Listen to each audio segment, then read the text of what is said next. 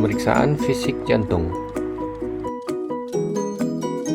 Pertama-tama, berikan salam dan perkenalkan diri, lalu jelaskan prosedur dan juga tujuan pemeriksaan. Lalu minta pasien untuk membuka pakaian bagian atas dan berbaring di meja pemeriksaan. Posisi pemeriksa berdiri di sebelah kanan meja pemeriksaan.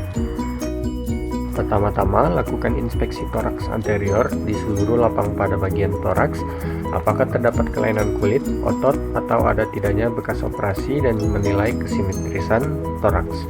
Lalu perhatikan juga bentuk dada dan pergerakan dada saat pasien bernafas. Lalu nilai deformitas dinding prekordial.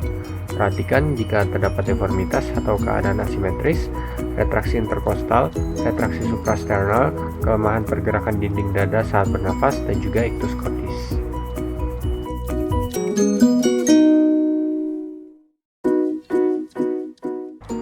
Pemeriksaan palpasi jantung, palpasi apex cordis, dan menilai iktus cordis. Pertama-tama, minta pasien untuk tidur terlentang, lalu letakkan telapak tangan pemeriksa pada bagian prekordium dengan ujung-ujung jari pada hemitoraks kiri.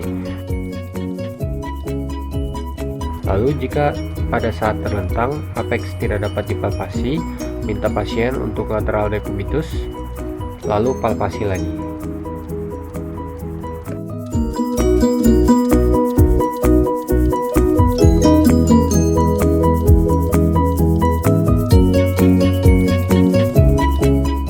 Pemeriksaan pulsasi apex cordis.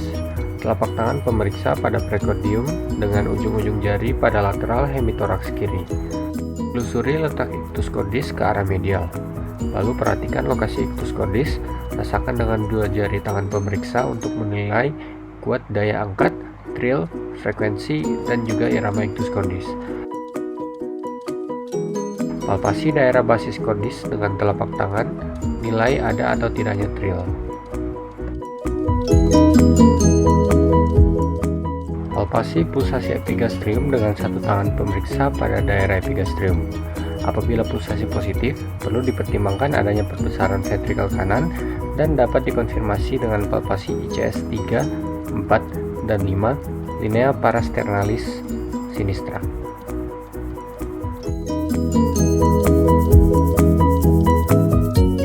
Lalu lakukan palpasi pada seluruh dinding toraks anterior dan rasakan apakah terdapat massa pada dada dan tanyakan apakah terdapat nyeri tekan atau tidak.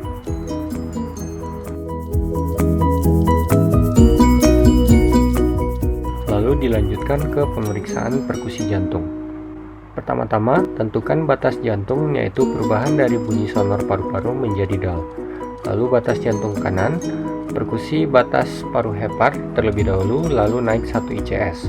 Lalu perkusi lagi dari arah lateral ke medial.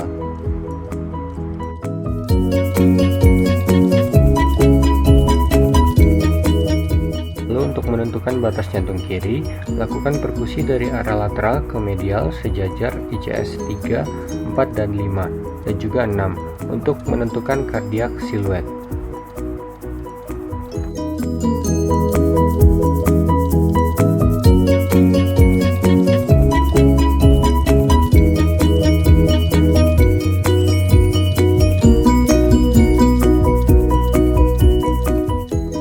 Apex jantung dengan 3 cara. Pertama, lakukan perkusi dari kanan ke kiri sejajar batas paru hepar. Kemudian perhatikan dari sonor ke redup dan disitulah lokasi apex jantung. Lalu, yang kedua, lakukan perkusi dari ala lateral ke medial sejajar ICS 4 dan 5 kiri, lalu ambil yang lebih lateral dari antara keduanya. Yang ketiga, apex jantung juga dapat ditemukan dengan cara menentukan iktus cordis, karena iktus cordis terletak di apex jantung.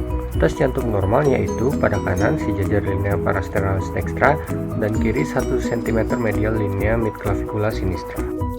Pemeriksaan auskultasi jantung menggunakan stetoskop sisi membran. Letakkan stetoskop pada regio aorta pada linea parasternalis kanan di ICS 2, lalu regio pulmonalis pada ICS 2 linea parasternalis kiri, lalu regio tricuspid pada ICS 4 atau 5 di linea parasternalis kiri, regio mitral pada ICS 4 atau 5 di linea midclavicularis kiri. nilai bunyi jantung S1, S2, frekuensi, irama, dan tentukan apakah terdapat suara jantung tambahan. Pemeriksaan tekanan vena jugularis. Pertama-tama berikan salam dan perkenalkan diri, lalu jelaskan prosedur dan juga tujuan pemeriksaan. Lalu minta pasien untuk berbaring di meja pemeriksaan dan pastikan sudut bed di antara 30-45 derajat.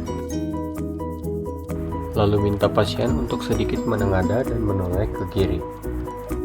Identifikasi titik kolaps vena jugularis eksterna atau tentukan pulsasi vena jugularis interna. Lalu berikan tanda pada vena jugularis eksterna.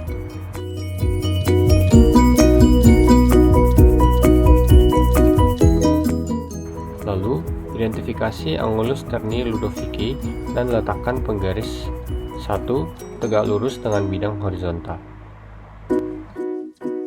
Identifikasi punktum maksimum pulsasi vena jugularis interna atau titik kolaps vena jugularis eksterna.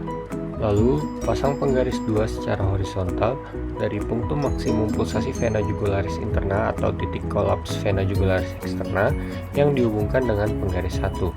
Lalu, ukur jarak vertikal di angulus terni Ludovici ke punktum maksimum pulsasi vena jugularis interna atau titik kolaps vena jugularis eksterna dengan satuan cm. Secara umum, jarak angulus terni Ludovici ke atrium kanan yaitu 5 cm. Jadi interpretasinya yaitu 5 ditambah hasil pemeriksaan dalam satuan cm H2O.